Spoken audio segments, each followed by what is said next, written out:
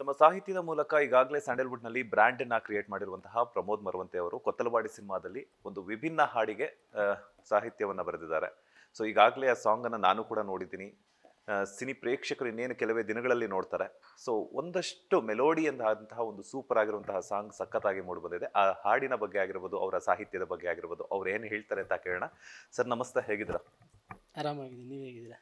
ನಾನು ಸೂಪರ್ ಆಗಿದ್ದೀನಿ. ಬರ್ತಾ ಬರ್ತಾ ಸಿಂಗಲ್ ಆಗಿದ್ರಿ, ಮಿಂಗಲ್ ಆದ್ರಿ, ಈಗ ಅದೇ ಮಿಂಗಲ್ ಅಲ್ಲಿ ಅದೇ ಜೋಶಲ್ಲಿ ಸೂಪರ್ ಆಗಿರುವಂತಹ ಮೆಲೋಡಿ ಹಾಡುಗಳನ್ನ ಬರಿತಾ ಇದ್ರ, ಹೆಂಗ ಅನಿಸ್ತಿದೆ ಅಂತ? ಖುಷಿ ಆಗ್ತಾ ಇದೆ. ಸೊ ಅಂದರೆ ಬದುಕಿನಲ್ಲಿ ಏನೇ ಬದಲಾವಣೆಗಳಾದರೂ ಕೂಡ ನಮ್ಮ ವೃತ್ತಿ ಅದಕ್ಕೆ ಯಾವಾಗಲೂ ಎಫೆಕ್ಟ್ ಆಗದೆ ಈ ರೀತಿ ಅಂದರೆ ನಮ್ಮ ಬದುಕಿನಲ್ಲಿ ಆದಂಥ ಒಳ್ಳೆಯ ಬದಲಾವಣೆಗಳು ನಮ್ಮ ಸಾಹಿತ್ಯಕ್ಕೆ ಇನ್ನೂ ಪ್ರೇರಣೆಯನ್ನು ಕೊಡುತ್ತೆ. ಸೊ ನಮ್ಮ ಕೆಲಸ ಇನ್ನೂ ಚೆನ್ನಾಗಾಗುತ್ತೆ, ಚೆನ್ನಾಗಿ ನಡೀತಾ ಇದೆ ಅನ್ನೋದು. ಮುಂಗಾರು ಮಳೆಯಲ್ಲಿ ಕೊತ್ತಲವಾಡಿ ಸಿನಿಮಾಗೆ ಒಂದು ಮೈನ್ ಸೆಂಟರ್ ಆಫ್ ಅಟ್ರಾಕ್ಷನ್ ಹಾಡು ಅಂತಂದ್ರೆ ತಪ್ಪಾಗಲ್ಲ. ನಾನು ಇವತ್ತು ಬಂದಾಗ ನೋಡಿದೆ, ಒಂದು 20 ಇಯರ್ಸ್ ಬ್ಯಾಕ್ ಹೋದಷ್ಟು ಫೀಲ್ ಕೊಡ್ತು. ಸಖತ್ತಾಗಿ ಮೂಡಿ ಬಂದಿದೆ. ಅಂಡ್ ನಿಮ್ಮ ಸಾಹಿತ್ಯ ಆಗಿರ್ಬೋದು, ಸಂಗೀತ ಆಗಿರ್ಬೋದು, ಸೂಪರ್ ಆಗಿ ಮೂಡಿ ಬಂದಿದೆ. ಈ ಹಾಡಿನ ಬಗ್ಗೆ ಹೇಳೋದಾದ್ರೆ, ಸೊ ಈ ಹಾಡು ನನಗೆ ಅದೇ ನಮ್ಮ ರಾಜ್ ಅವರು ಫಸ್ಟ್ ಬಂದು ಅಪ್ರೋಚ್ ಮಾಡಿದ್ದು ಒಂದು ಮೆಲೋಡಿ ಲವ್ ಸಾಂಗ್ ಬರೀಬೇಕು ಅಂತ. ನಾನು ಯೂಶ್ವಲ್ ಆಗಿ ಜಾಸ್ತಿ ನಮ್ಗೆ ಬರೋದು ಸಿಟಿ ಬೇಸ್ಡ್ ಆಗಿರ್ಬೋದು, ಒಂದು ಮಾಂಟೇಜ್ ಸಾಂಗ್ ಈ ರೀತಿ. ಅದು ಪೃಥ್ವಿ ಎಂಬರ್ ಅವರು ಅಂದಾಗ ಒಂದು ಬೇರೆ ಕಲ್ಪನೆ ಇರುತ್ತೆ. ನಾನು ಇದಕ್ಕೂ ಮುಂಚೆ ಅವರ ಒಂದು 4-5 ಸಿನಿಮಾಗಳಿಗೆ ಹಾಡು ಬರೆದಿದ್ದೀನಿ, ಆ ಕಲ್ಪನೆಗಳಿತ್ತು. ಬಟ್ ಪೃಥ್ವಿ ಎಂಬರ್ ಅವ್ರನ್ನ ನಾನು ಹಳ್ಳಿ ಕ್ಯಾರೆಕ್ಟರಲ್ಲಿ ತೋರಿಸ್ತೀನಿ ಅಂದಾಗ ನನಗೆ ಒಂದು ಎಕ್ಸೈಟ್ಮೆಂಟ್ ಖಂಡಿತವಾಗ್ಲುತ್ತೆ. ಯಾಕಂದರೆ ನಾನು ತುಂಬ ಇಷ್ಟಪಡೋವಂಥ ನಟ ಅವರು. ಯಾವ ರೀತಿ ಅವರು ಒಂಥರ ನೀರಿನ ಥರ ಯಾವ ಶೇಪ್ ಇರೋ ಇದರಲ್ಲಿ ಹಾಕಿದ್ರು ಆ ಶೇಪ್ ತೊಗೊಳ್ಳೋವಂಥ ಒಬ್ಬ ಅದ್ಭುತವಾದಂಥ ನಟ ಅವರು. ಸೊ ಅವರು ಈ ಹಳ್ಳಿ ಕ್ಯಾರೆಕ್ಟರ್ ಮಾಡ್ತಾರೆ ಅಂದಾಗ ನನಗೊಂದು ಇಮ್ಯಾಜಿನೇಷನ್ ಇತ್ತು ಹೆಂಗೆ ಮಾಡ್ಬೋದು ಅನ್ನೋದು. ಸೊ ಅದಕ್ಕೆ ತಕ್ಕಂತೆ ವಿಕಾಸ್ ವಸಿಷ್ಠ ಅವರ ಅದ್ಭುತವಾದಂಥ ಕಂಪೋಸಿಷನ್, ಆ ಕಂಪೋಸಿಷನ್ ಬರ್ಸ್ಕೋತಾ ಹೋಯಿತು ಮುಂಗಾರು ಮಳೆ ಎಂಬ ಸಿನಿಮಾಲಿ. ಸೊ ಅದು ಆ ಮುಂಗಾರು ಮಳೆ ಸಿನಿಮಾ ನಮ್ಮೆಲ್ಲ 90s 2000 ಕಿಡ್ಸ್ಗೆಲ್ಲ ನಮಗೆ ತುಂಬ ಆತ್ಮೀಯವಾದಂಥ ಸಿನಿಮಾ. ಮುಂಗಾರು ಮಳೆ ಅಂದ್ರೇ ಅದು ಒಂದು ಬೇಸಿಗೆ ನಂತರ ಬರುವಂಥ ಮೊದಲ ಮಳೆಯ ಒಂದು ಕಾಲಾವಧಿ ಏನಿದೆ ಅದು ತುಂಬ ವಿಶೇಷ. ನಮಗೆ ಎಲ್ಲ ಕಡೆ ಹಸಿರು ತರುವಂಥದ್ದು, ನಾವೆಲ್ಲ ಶಾಲೆಗೆ ಹೋಗುವಂಥದ್ದು, ಬಣ್ಣದ ಕೊಡೆಗಳು ಹಿಡ್ಕೊಂಡು, ರೈನ್ ಕೋಟ್ ಹಾಕ್ಕೊಂಡು ಒಂದು ಒಂದು ಉತ್ಸಾಹ ಇರುವಂಥ ಒಂದು ಇದು ನಮಗೆ ಅದು ಯಾವಾಗಲೂ. ಸೊ ಆ ಮುಂಗಾರು ಮಳೆ ಸಿನಿಮಾ ಬಂದಾಗ ಅದು ಇನ್ನೂ ಹತ್ತಿರ ಕನೆಕ್ಟ್ ಆಯಿತು ನಮಗೆ. ಮುಂಗಾರು ಮಳೆ ಒಂದು ಕಡೆ, ಮುಂಗಾರು ಮಳೆ ಸಿನಿಮಾ ಒಂದು ಕಡೆ, ಅದರ ಹಾಡುಗಳು ಇನ್ನೊಂದು ಕಡೆ.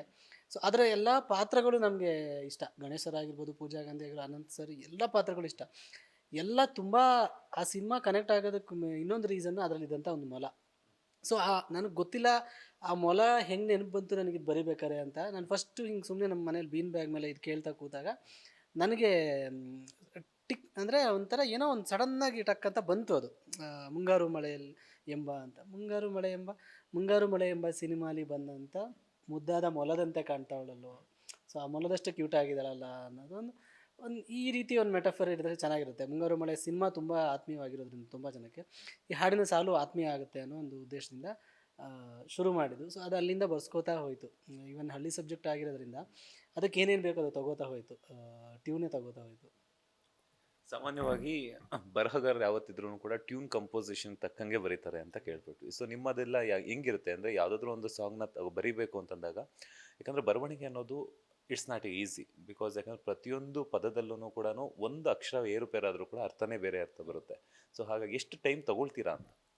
ಸೊ ಡಿಪೆಂಡ್ ಆಗುತ್ತೆ. ಟ್ಯೂನ್ ನಮಗೆ ಯಾವಾಗಲೂ ಇನ್ಸ್ಪೈರ್ ಮಾಡೋದು ಟ್ಯೂನು. ಸೊ ಆ ಟ್ಯೂನ್ ಎಷ್ಟು ಬೇಗ ಬರ್ಸ್ಕೊಳ್ಳುತ್ತೆ, ಆಮೇಲೆ ನಾವು ನಿರ್ದೇಶಕರ ಒಂದು ವೇವ್ ಲೆಂತ್ಗೆ ಎಷ್ಟು ಬೇಗ ಮ್ಯಾಚ್ ಆಗ್ತೀವಿ, ಅದು ಇಂಪಾರ್ಟೆಂಟ್ ಆಗುತ್ತೆ. ಇದರಲ್ಲಿ ಫಸ್ಟ್ ವರ್ಷನೇ ನಾನು ಕೊಟ್ಟಿದ್ದು, ಪಲ್ಲವಿ ಚರಣ ಎಲ್ಲವೂ ಕೂಡ ಫಸ್ಟ್ ವರ್ಷನೇ, ಯಾವುದೂ ಕರೆಕ್ಷನ್ನೇ ಮಾಡಿಲ್ಲ. ಅಂದರೆ ಸೊ ನಾನು ಮತ್ತು ಅವರು 1 ಅವರ್ ಹೋಟೆಲ್ ಕೂತ್ಕೊಂಡು ಮಾತಾಡಿದ್ವಿ. ಅಂದರೆ ಯಾವ ಥರ ಟ್ಯೂನ್ ಇದೆ, ಯಾವ ಥರ ಸಿನಿಮಾ ಇದೆ ಅನ್ನೋದ್ರ ಬಗ್ಗೆ ಹೇಳಿದ್ರು ಅವ್ರು ನನಗೆ. ಹೇಳಿದ್ಮೇಲೆ ನಾನು ಒಂದಿನ ಟ್ಯೂನ್ ಕೇಳಿದೆ. ನಾನು ಅವತ್ತೇನು ನಾನು ಬರೆದಿಲ್ಲ. ನೆಕ್ಸ್ಟ್ ದಿನ ಹಿಂಗೆ ಸುಮ್ಮನೆ ಕೂತಾಗ ಸಡನ್ನಾಗಿ ಫಸ್ಟ್ ಓಪನಿಂಗ್ ಲೈನ್ ಯಾವಾಗ ಸ್ಟಾರ್ಟ್ ಆಯಿತು ಅಲ್ಲಿಂದ. ಸೊ ಮೇಜರ್ಲಿ ನಾನು ಟ್ಯೂನ್ಗೆ ಬರೆಯೋದು. ಅದು ಪ್ರೋಸೆಸ್ಸೇ ಹಂಗಿದೆ. 99% ಟ್ಯೂನ್ಗೆ ಬರೋದು. ಯಾಕಂದರೆ ಒಂದು ಚೌಕಟ್ಟು ಗೊತ್ತಾಗ್ಬಿಡುತ್ತೆ, ಒಂದು ಜಡ್ಜ್ಮೆಂಟ್ ಸಿಗುತ್ತೆ. ಸೊ ಹಾಗೆ ಆ ಟ್ಯೂನ್ ಜೊತೆಗೆ ಟ್ರಾವೆಲ್ ಆಗ್ತಾ ಹೋಯಿತು ಪದಗಳು. ತುಂಬ ಈಸಿಯಾಗಿ ತುಂಬ ಬೇಗ ಬಂತು ಲೈನ್ಸ್.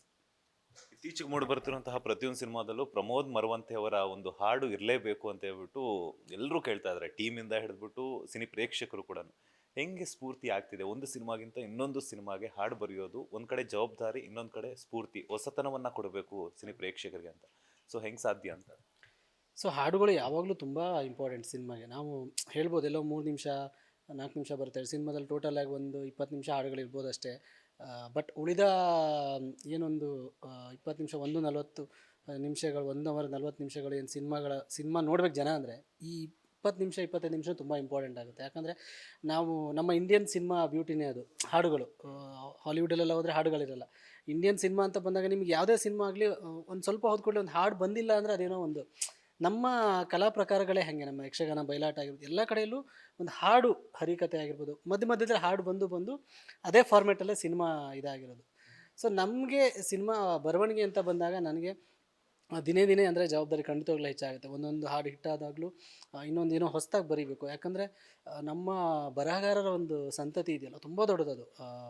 ಉದಯ ಶಂಕರ್, ಆರ್ ಎನ್ ಜಯಗೋಪಾಲ್, ಗೀತಾಪ್ರಿಯ, ಹುಣಸೂರು ಕೃಷ್ಣಮೂರ್ತಿ ಅವ್ರ ಕಡೆ ಅವರಿಂದ ಶುರುವಾಗಿ ಹಂಸಲೇಖ ಅವರು, ಕಲ್ಯಾಣ ಅವರು, ಈಗಿನ ನಾವು ನಮ್ಮವರೆಗೂ ಏನಿದೆ ತುಂಬ ಬರಹಗಾರ ಬಂದಿದ್ದಾರೆ. ತುಂಬ ವೆರೈಟಿ ಆಫ್ ಸಾಂಗ್ಸ್ ಬಂದಿದೆ. ಸೊ ಅದೇ ಪ್ರೀತಿಯನ್ನೇ ಬೇರೆ ಬೇರೆ ರೀತಿಯಲ್ಲಿ ಹೇಳಿದ್ದಾರೆ. ಅದೇ ಹೆಣ್ಣಿನ ವರ್ಣನೆ ಗಂಡಿನ ವರ್ಣನೆಗಳನ್ನು ಬೇರೆ ಬೇರೆ ರೀತಿಯಲ್ಲಿ ಹೇಳಿದ್ದಾರೆ. ಸೊ ಇವತ್ತಿನ ಕಾಲಮಾನಕ್ಕೆ ನಾವು ಮತ್ತೆ ಏನು ಹೊಸದಾಗಿ ಕೊಡಬೇಕು ಅಂದರೆ ಅದು ಖಂಡಿತವಾಗ್ಲೂ ಚಾಲೆಂಜ್ ಇದ್ದೇ ಇರುತ್ತೆ. ಸೊ ಹಾಗಾಗಿ ಸ್ವಲ್ಪ ಟೈಮ್ ತೊಗೋತೀವಿ. ಅಂದರೆ ಏನು ಹೊಸದಾಗಿ ಮಾಡ್ಬೋದು, ಈಗಿನ ಕಂಟೆಂಪ್ರರಿ ಆಗಿ ಏನು ಕೊಡ್ಬೋದು ಅನ್ನೋದನ್ನು ತುಂಬ ಯೋಚನೆಗಳು ನಡೆಯುತ್ತೆ. ಸೊ ನಾನು ಪ್ರತಿಯೊಂದು ಹಾಡನ್ನು ತುಂಬ ಜವಾಬ್ದಾರಿಯಿಂದ ಬರಿತೀನಿ. ಯಾಕಂದರೆ ಸಿನಿಮಾ ಹಾಡುಗಳು ನಿರ್ದೇಶಕನ ಕನಸಾಗಿರುತ್ತೆ.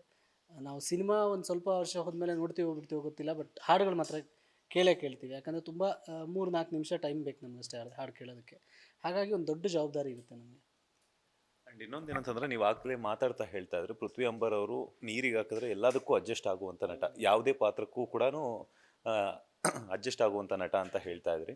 ಸೊ ಹಾಗಾಗಿ ನೀವು ಬರವಣಿಗೆ ಅಂತ ಅಂದರೆ ಆ ಸಾಂಗನ್ನು ಬರೀಬೇಕು ಅಂತ ಮೈಂಡಲ್ಲಿ ಇಟ್ಕೊಂಡಾಗ ಪ್ರತಿಯೊಂದು ಸಿನಿಮಾದಲ್ಲೂ ಒಬ್ಬೊಬ್ಬರು ನಾಯಕರು ಇರ್ತಾರೆ. ಆ ನಾಯಕರ ಒಂದು ನೇಟಿವಿಟಿಗೆ ತಕ್ಕಂಗೆ ಬರೀತೀರಾ ಹೆಂಗೆ ಅಂತ? ಅದು ಒಂದೊಂದು ಸತಿ ನಮಗೆ ವರ್ಕ್ ಆಗುತ್ತೆ, ಕೆಲವೊಂದು ಸತಿ ಯಾರ್ದು ಹೆಸರು ವರ್ಕ್ ಆಗುತ್ತೆ, ಅವರ ಮ್ಯಾನರಿಸಮ್ ವರ್ಕ್ ಆಗುತ್ತೆ. ಮೇಜರ್ಲಿ ನಾವು ಒಬ್ಬ ಸ್ಟಾರ್ ಸಿನಿಮಾ ಅಥವಾ ನೋನ್ ಇದ್ದಾಗ ಅವ್ರ ಫ್ಯಾನ್ ಬೇಸ್ ಎಲ್ಲ ನೋಡಿಕೊಂಡು ಆ ಬರೆಯೋ ಹಾಡಲ್ಲಿ ಎಲ್ಲಾದರೂ ಒಂದು ಕಡೆ ಅವರ ಅದನ್ನು ಕನೆಕ್ಟ್ ಮಾಡೋದಕ್ಕೆ ಒಂಚೂರು ಟ್ರೈ ಮಾಡ್ತೀವಿ. ಅದು ಆಗಿಲ್ಲ ಅಂದರೆ ನಾವು ಫೋರ್ಸ್ ಮಾಡಲ್ಲ, ಯಾಕಂದರೆ ಅದು ನ್ಯಾಚುರಲಿ ಆಗಬೇಕದು. ಸೊ ಪೃಥ್ವಿ ಅಂಬರ್ ಅವರು ಈಸ್ ಮೋರ್ ಲೈಕ್ ಕ್ಯಾರೆಕ್ಟರ್. ಅವ್ರು ನನಗೆ ಒಂದು ಕ್ಯಾರೆಕ್ಟರ್ ಅಂತ ಬಂದಾಗ ಪೃಥ್ವಿ ಅಂಬರ್ ಎಲ್ಲ ಮರೆಸಿಬಿಡ್ತಾರೆ, ಅಂದರೆ ಆ ಕ್ಯಾರೆಕ್ಟ್ರೇ ಆಗಿಬಿಡ್ತಾರೆ ನನಗೆ. ಸೊ ನನಗೆ ಫಸ್ಟು ಅವರು ರಾಜ್ ಅವ್ರ ಕತೆ ಹೇಳಿದಾಗ ಅವ್ರು ಹಳ್ಳಿ ಕ್ಯಾರೆಕ್ಟರ್ ಅಂದಾಗ ನನಗೆ ಫಸ್ಟ್ ಇಮ್ಯಾಜಿನ್ ಬಂದಿದೆ ಅವರ ಶರ್ಟ್ ಮೇಲೆ ಒಂದು ಟವೆಲ್. ಸೊ ಇದು ಇಮ್ಯಾಜಿನ್ ಆಗಿದ್ದು ನನಗೆ. ಆ್ಯಂಡ್ ಹೀರೋಯಿನ್ ಕ್ಯಾರೆಕ್ಟರ್ ಹೇಳಿದಾಗ ನಾನು ಅವರು ಫಸ್ಟ್ ಸೀನ್ ಹೇಳಿದ್ರು, ಅಂದರೆ ಹೇಗೆ ಹಾಡು ಲೀಡ್ ತೊಗೊಳುತ್ತೆ ಅಂತ. ಅದು ಹೇಳಿದಾಗ್ಲೇ ಮತ್ತು ಅವ್ರು ಏನು ಕೆಲಸ ಮಾಡ್ತಾರೆ, ಹುಡುಗಿ ಏನು ಮಾಡ್ತಾಳೆ, ಇದನ್ನ ಹೇಳ್ತಿದ್ದಂಗೆ ನನಗೆ ಅದು ಆ ಝೋನು ಹೋಗ್ಬಿಟ್ಟೆ. ನಾನು ಮೇಜರ್ಲಿ ನಾನು ಹಳ್ಳಿಯಲ್ಲೇ ಬೆಳೆದಿರೋದ್ರಿಂದ ಆ ಝೋನ್ ಆಗಿರ್ಬೋದು, ಹಳ್ಳಿಯ ಪದಗಳನ್ನು ಒಂದಿಷ್ಟು ಬಳಕೆ ಮಾಡಿದೆ. ಚರಣದಲ್ಲಿ ಕರುನಾಡ ಮಣ್ಣಲ್ಲಿ ನಿಧಿಯೊಂದು ದೊರೆತಾಯಿತು, ಇನ್ನೇದಕ್ಕೆ ಸಂಪಾದನೆ, ಬಡಪಾಯಿ ಎದುರಲ್ಲಿ ಸಿರಿಗೌರಿ ಬಂದಂಗಿದೆ ಅನ್ನೋದಾಗಿರ್ಬೋದು, 16 ಕಡೆಯಿಂದ ಹೊಸ ಗಾಳಿ ಸುಳಿದಾಯಿತು, ಹಳೆ ಚಾಳಿಯ ಮರೆಯೋಣವೆ, ಒಲವೆಂಬ ನದಿಯೊಂದು ಜಲಪಾತವಾಗೋಯಿತು, ಜೊತೆಯಾಗಿ ಮುಳುಗೋಣವೆ. ಸೊ ಇವೆಲ್ಲ ಹಳ್ಳಿ ಬೇಸ್ಡ್ ಒಂದು ನೇಚರ್ ಆಗಿರ್ಬೋದು, ಹಳ್ಳಿಯ ಬೇಸ್ ಪದಗಳು ಆ್ಯಂಡ್ ಮೆಟಫರ್ಗಳು. ಅದನ್ನು ಯೂಸ್ ಮಾಡೋದಕ್ಕೆ ಒಂದು ಒಳ್ಳೆ ಇದು ಸಿಕ್ತು, ನನಗೆ ಪ್ಲ್ಯಾಟ್ಫಾರ್ಮ್ ಸಿಕ್ತು ಈ ಹಾಡಲ್ಲಿ. ಪುಷ್ಪಮ್ಮ ನೋಡಿದ್ರ ಏನು ಕಾಂಪ್ಲಿಮೆಂಟ್ಸ್ ಕೊಟ್ಟರು ಈ ಹಾಡಿಗೆ ಅಂತ? ನನಗೆ ಅವರು ನೋಡಿ ತುಂಬ ಖುಷಿಯಾಗಿ ಫೋನ್ ಮಾಡಿದ್ದಾರೆ. ಬಟ್ ನಾನೇನು ಅವತ್ತು ಡ್ರೈವ್ ಮಾಡ್ತಿದ್ದೆ, ನನಗೆ ಡೈರೆಕ್ಟ್ರ್ ಫೋನಿಂದ ಮಾಡಿಸಿದ್ದಾರೆ, ನಾನು ಮಾತಾಡ್ತೀನಿ ಮಾಡಿಕೊಡು ಅಂತ. ಬಟ್ ನಾನು ಅನ್ಫಾರ್ಚುನೇಟ್ಲಿ ಕಾಲ್ ತೊಗೊಳಕ್ಕಾಗಿಲ್ಲ. ಆಮೇಲೆ ಮನೆಗೆ ಬಂದಮೇಲೆ ಫೋನ್ ಮಾಡಿದ್ರೆ, ಇಲ್ಲ ಪುಷ್ಪಮ್ಮ ಮಾತಾಡಬೇಕು ಅಂತ ಫೋನ್ ಮಾಡಿದರು ಅಂತ. ನನಗದು ಮಿಸ್ ಆಯಿತು. ಸೊ ಆ್ಯಕ್ಚುಲಿ ಇನ್ನೂ ಪ್ರೆಸ್ ಮೀಟಲ್ಲಿ ಅವತ್ತು ಮಾತಾಡಿದ್ದು ಬಿಟ್ಟರೆ, ಬಟ್ ಡೈರೆಕ್ಟ್ರ್ ಹೇಳಿದ್ದಾರೆ ತುಂಬ ಇಷ್ಟಪಟ್ಟಿದ್ದಾರೆ ಹಾಡನ್ನ ಅಂತ. ಸೊ ಇನ್ನೂ ಮತ್ತೆ ನಾವು ಮುಖಾಮುಖಿ ಆಗಿಲ್ಲ.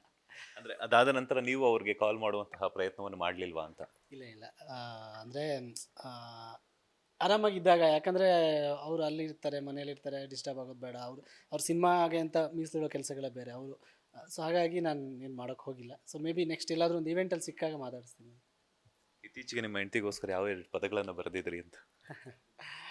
ಇಲ್ಲ, ನಾನು ಎಲ್ಲ ಡೈರೆಕ್ಟರ್ಗೋಸ್ಕರ ಬರೆಯೋದು, ಬಟ್ ಆ ಕಲ್ಪನೆಗಳು ಅಲ್ಲೇನೋ ಒಂದಿಷ್ಟು ಬರುತ್ತಲ್ವ, ನಮ್ಮ ಒಳಗಡೆಯಿಂದ ಬರುತ್ತಲ್ವ, ಅದು ಬರುತ್ತೆ. ಸೊ ನಾನು ಒಂದು ಭಾವಗೀತೆ ಬರ್ತಿದ್ದೆ, ಅಂದರೆ ಹೆಂಡತಿ ಮಾತು ಬಿಟ್ಟಾಗ ಸಮಾಧಾನ ಮಾಡೋಕ್ಕೆ ಬೇಕು ಅಂತ, ಮಾತನಾಡದೇ ಇರಬೇಡ ಮುನಿಸು ಏನೇ ಇರಲಿ ಅಂತ.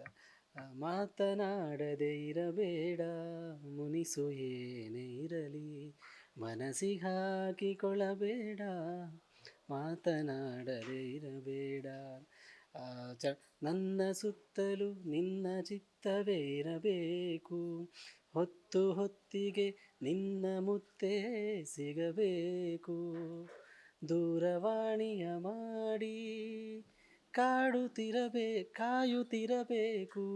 ನನಗೆ ಏನು ಬೇಡಿಕೆ ಇಟ್ಟು ಕಾಡುತ್ತಿರಬೇಕು ಮನೆಯ ತುಂಬ ಮೌನ ಬಿಂಬ ತಾಳಲಾರೆನು ಗೆಳತಿ ನಿನ್ನ ನಗುವ ನೋಡದೇನೆ ಬಾಳಲಾರೆನು ಶ್ರೀಮತಿ.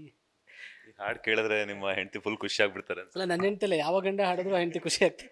ಮಾತು ಬಿಟ್ಟಿದ್ರೆ ಸೊ ಭಾವಗೀತೆಗಳು ಬರಿತಾ ಇರ್ತೀನಿ ನಾನು. ಸೊ ಅದು ನನಗೆ ತುಂಬ ನನ್ನ ಒಳಗಡೆಯಿಂದ ಪ್ರೇರಣೆಯಾಗಿ ಬರುವಂಥ, ನಾವೀಗ ಸಿನಿಮಾ ಹಾಡಂದರೆ ಈ ಹಾಡು ಕೊಡಬೇಕು, ನಾನು ಟ್ಯೂನಿಂಗ್ ಬರೀಬೇಕು ಅಂತ ಕೂರ್ತೀವಲ್ವ. ಸೊ ಭಾವಗೀತೆಗಳು ಮೋರ್ ನ್ಯಾಚುರಲ್ ಆಗಿ ಬರುವಂಥ ಫೀಲಿಂಗ್ಸ್ ನನಗೆ. ಸೊ ಹಾಗಾಗಿ ನಾನು ಭಾವಗೀತೆಗಳನ್ನು ಬರಿತಾ ಇರ್ತೀನಿ. ಐ ಥಿಂಕ್ ಇತ್ತೀಚೆಗೆ ನೀವು ಈ ಒಂದು ಹಾಡನ್ನ ಒಂದು ಸ್ಟೇಟಸ್ ಅಪ್ಡೇಟ್ ಮಾಡಿದ್ರಿ ಅನ್ಸುತ್ತೆ. ಹೌದೌದು, ಇದು ನನ್ನ ಯೂಟ್ಯೂಬ್ ಚಾನಲ್ ರಿಲೀಸ್ ಆಗಿದೆ. ಅದಾದಮೇಲೆ ಇನ್ನೊಂದು ಭಾವಗೀತೆ ಕೂಡ ಬಿಟ್ಟೆ ರೀಸೆಂಟಾಗಿ. ಸೊ ನನಗೆ ಅದೇ ಸಿನಿಮಾ ಒಂದು ಚೌಕಟ್ಟು, ಸಿನಿಮಾದಲ್ಲಿ ಯಾವಾಗಲೂ ಒಂದು ಪಾತ್ರ, ಒಂದು ಚೌಕಟ್ಟು ಅಂತ ಇರುತ್ತೆ.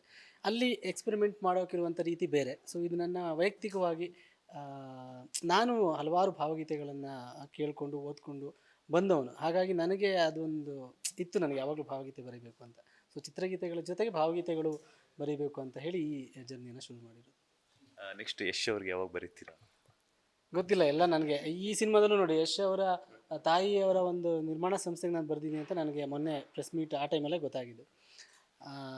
ಅದು ಗೊತ್ತಿಲ್ಲ, ನನಗೆ ಆಸೆ ಅಂತೂ ಖಂಡಿತವಾಗ್ಲೂ ಇದೆ. ನನಗೆ ಜರ್ನಿ ಕರ್ಕೊಂಡು ಹೋಗ್ತಾ ಇದೆ. ನಾನು ಯಾವತ್ತೂ ಅಪ್ಪು ಸರ್ಗೆ ಬರಿತೀನಿ, ಶಿವಣ್ಣ ಅವ್ರಿಗೆ ಬರಿತೀನಿ ಅಂತ ಅಂದ್ಕೊಂಡಿಲ್ಲ. ಅದು ಒಂದೊಂದೇ ಸ್ಟೆಪ್ಸ್ ಬೈ ಸ್ಟೆಪ್ ನಾನು ಯಾವಾಗಲೂ ಅಂದ್ಕೊಂಡಿದ್ದೀನಿ, ಮ್ಯಾನಿಫೆಸ್ಟ್ ಅಂತಲ್ಲ ಹಂಗೆ ಅಂದ್ಕೊಂಡಿದ್ದೀನಿ. ಅದು ಯಾವಾಗಲೂ ಜೀವನದಲ್ಲಿ ಒಂದಲ್ಲ ಒಂದು ರೀತಿಯಲ್ಲಿ ಆಗ್ತಾ ಇದೆ. ಸೊ ಮೇ ಬಿ ಆದರೆ ತುಂಬ ಖುಷಿ.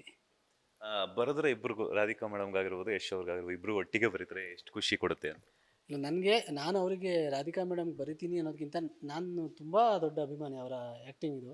ಅವರ ಮುಂಚಿನ ಸಿನಿಮಾಗಳೆಲ್ಲ ನೋಡಿದಾಗ ನನಗೊಂದು ಬೇಜಾರಿದೆ, ಅಂದರೆ ಮೇಡಮ್ ಮತ್ತೆ ಆ್ಯಕ್ಟ್ ಮಾಡಬೇಕು ಅನ್ನೋದೊಂದು ತುಂಬ ಇದೆ. ನಾನು ಹುಡುಗರು ಸಿನಿಮಾದಲ್ಲೆಲ್ಲ ಅವ್ರ ಕ್ಯಾರೆಕ್ಟರ್ ಇದೆಯಲ್ಲ, ಹಳ್ಳಿ ಕ್ಯಾರೆಕ್ಟರ್ ತುಂಬ ಇಷ್ಟ ನನಗೆ.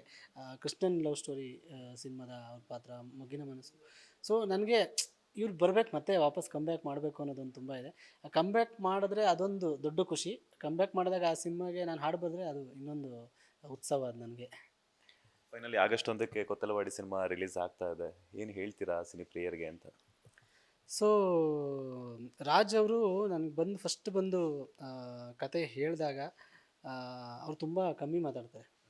ಬಟ್ ಸ್ಕ್ರೀನ್ ಮೇಲೆ ತುಂಬ ಟೆಕ್ನಿಕಲಿ ತುಂಬ ಮಾತಾಡಿದ್ದಾರೆ. ಟೀಸರಲ್ಲೇ ನನಗೆ ಗೊತ್ತಾಯಿತು. ಒಬ್ಬ ಒಳ್ಳೆ ನಿರ್ದೇಶಕ, ಒಳ್ಳೆ ಅಭಿರುಚಿ ಇರುವಂಥ ನಿರ್ದೇಶಕ, ಮತ್ತು ಮಾತು ಕಡಿಮೆ ಕೆಲಸ ಮಾತಾಡಬೇಕು ಅನ್ನೋವಂಥ ನಿರ್ದೇಶಕ.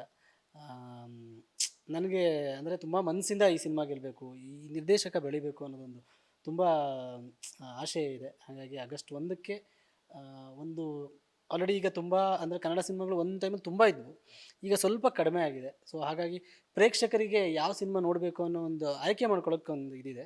ಸೊ ಕೊತ್ತಲವಾಡಿ ಆಗಸ್ಟಲ್ಲಿ ನಿಮಗೆ ಒಂದು ಅದ್ಭುತವಾದಂಥ ಆಯ್ಕೆ ಆಗುತ್ತೆ ಅಂತ ನಾನು ಭಾವಿಸ್ತೀನಿ. ಸೊ ಅದ್ರ ಜೊತೆಗೆ ನಮ್ಮ ಹಾಡುಗಳೆಲ್ಲ ರಿಲೀಸ್ ಮಾಡ್ತೀವಿ ಸದ್ಯದಲ್ಲೇ, ಅದನ್ನು ಕೂಡ ಎಲ್ಲರೂ ನೋಡಿ. ಅದೇ ನಿರ್ದೇಶಕರ ನನಗೆ ತುಂಬ ಇಷ್ಟ ಆಗಿದ್ದು ಅವರು ರೈಟಿಂಗ್ಗೆ ಕೊಡುವಂಥ ಒಂದು ಮಹತ್ವ. ಅವರು ನಮ್ಮ ಸಿನಿಮಾ ಸಾಹಿತ್ಯ ಬರಹಗಾರನ ಆಯ್ಕೆ ಮಾಡಿರೋದಾಗಿರ್ಬೋದು. ನಾನಾಗಲಿ ಕಿನ್ನಾಳ್ ಸರ್ ಬರೆದಿದ್ದಾರೆ, ನಾಗೇಂದ್ರ ಪ್ರಸಾದ್ ಸರ್ ಬರೆದಿದ್ದಾರೆ, ಅದಾಗಿರ್ಬೋದು. ಮತ್ತು ಮ್ಯೂಸಿಕ್ ಡೈರೆಕ್ಟರ್ಸ್ನ ಇದು ಮಾಡಿರೋದು. ಮತ್ತು ಎಲ್ಲಕ್ಕಿಂತ ಹೆಚ್ಚಾಗಿ ಸಂಭಾಷಣೆ, ರಘು ನಿಡುವಳ್ಳಿ ನಾನು ತುಂಬ ಇಷ್ಟಪಡುವಂಥ ಒಬ್ಬ ಸಂಭಾಷಣೆಗಾರ. ಇಂತಹ ಸಿನಿಮಾಗಳಿಗೆ ಹೇಳಿ ಮಾಡಿಸಿದಂಥ ಸಂಭಾಷಣೆಗಾರ. ನಾನು ಅವ್ರದ್ದು ಹಿಂದೆ ವೇದ ಆಗಿರ್ಬೋದು, bell bottom, specially bell bottom suppose ಎಲ್ರಿಗೂ ಗೊತ್ತು. ವೇದದಲ್ಲಿ ನಿಮಗೆ ಸಂಭಾಷಣೆಗಳು ಬರೆದಿದ್ದಾರೆ ಅಂತ ಅನ್ಸೋದಿಲ್ಲ. ಯಾಕಂದರೆ ಆ ಉಮಾಶ್ರೀ ಕ್ಯಾರೆಕ್ಟರ್ ಆಗಿರ್ಬೋದು, ಪುಷ್ಪ ಕ್ಯಾರೆಕ್ಟರ್ ಮಾಡೋದು, ಗಾನವೀರ್ ಕ್ಯಾರೆಕ್ಟರ್ ಆಗಿರ್ಬೋದು, ಅದೆಲ್ಲ ತುಂಬ ಸುಲಲಿತವಾಗಿ ಅಕ್ಕಪಕ್ಕದಲ್ಲಿ ಯಾರೋ ಮಾತಾಡ್ತಿದ್ದಾರೆ ಅನ್ನುವಷ್ಟು ಒಂದಿಷ್ಟು ವರ್ಡ್ಸ್ಗಳನ್ನೆಲ್ಲ ಬಳಸಿದ್ದಾರೆ. ಅದರಲ್ಲಿ ಅದ್ಭುತವಾದಂಥ ಒಂದು ಪದ ಪ್ರಯೋಗ ಮಾಡಿದ್ದಾರೆ. ಸೊ ಅವರ ರೈಟಿಂಗ್ ಇರೋದು. ಹಾಗಾಗಿ ಒಂದು ಟೀಮ್ ಯಾವಾಗ ಅದ್ಭುತವಾಗಿ ಬಿಲ್ಡ್ ಆಗುತ್ತೆ, ಆವಾಗ ನಿರ್ದೇಶಕನ ದಾರಿಗಳು ಸ್ವಲ್ಪ ಈಸಿ ಆ್ಯಂಡ್ ಅವನ ದಾರಿಗಳು ಕ್ಲಿಯರ್ ಆಗ್ತಾ ಹೋಗುತ್ತೆ. ಸೊ ಆ ನಿಟ್ಟಿನಲ್ಲಿ ಅದ್ಭುತವಾದ ಸಿನಿಮಾ ಮಾಡಿದ್ದಾರೆ ಅಂತ ಅಂದ್ಕೊಂಡಿದ್ದೀನಿ. ಸೊ ಆಗಸ್ಟ್ 1ಕ್ಕೆ ಮತ್ತೆ ಅದರ ಫಲಿತಾಂಶ. Thank you so much. ಇಷ್ಟೊತ್ತು ನಮ್ಮ ಬಾಸ್ ಟಿವಿಗೆ ಒಂದಷ್ಟು ಮಾಹಿತಿನ ಶೇರ್ ಮಾಡೋದಕ್ಕೆ ಒಳ್ಳೆದಾಗಲಿ. All the best. Thank you sir. Thank you sir. ಇದಾಗಿತ್ತು ಗೀತ ಸಾಹಿತ್ಯ ರಚನಾಕಾರರಾಗಿರುವಂತಹ ಪ್ರಮೋದ್ ಮರವಂತೆ ಅವರ ಮಾತು. ಕ್ಯಾಮ್ರಾ ಪರ್ಸನ್ ರಾಘವೇಂದ್ರ ಸ್ವಾಮಿ ಜೊತೆ Manjunath Srinivas, boss TV Kannada, Bengaluru. Latest ಹಾಗೂ ಇಂಟ್ರೆಸ್ಟಿಂಗ್ ಸುದ್ದಿಗಳಿಗಾಗಿ ಬಾಸ್ ಟಿವಿ ಕನ್ನಡ ಚಾನೆಲ್ನ ಸಬ್ಸ್ಕ್ರೈಬ್ ಮಾಡಿ. ಹಾಗೆಯೇ ಬೆಲ್ ಐಕಾನ್ ಪ್ರೆಸ್ ಮಾಡಿ. ಇದರ ಜೊತೆಗೆ ಫೇಸ್ಬುಕ್, ಇನ್ಸ್ಟಾಗ್ರಾಮ್, ಎಕ್ಸ್ನಲ್ಲೂ ಮಿಸ್ ಮಾಡದೆ ಫಾಲೋ ಮಾಡಿ.